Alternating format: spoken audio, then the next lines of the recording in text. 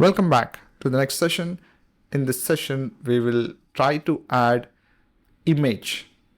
So how to add image onto the report? It's fairly simple. For that, you need to do the first step of getting the image on to our report.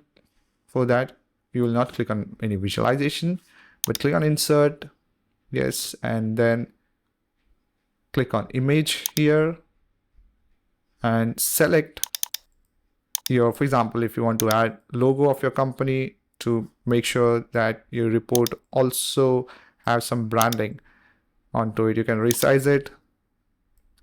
It looks professional.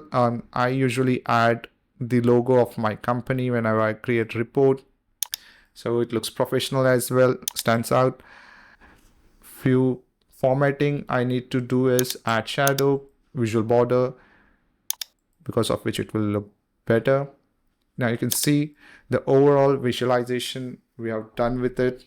I also added the image. Now you know how to add it onto the report. So overall, this is how the entire visualization would look like. In the next sessions, we will see how to share the entire report to your managers, or for example, to your customers. And then the next thing that we will see is how to change the layout of the entire visualization. So let's see in the next session.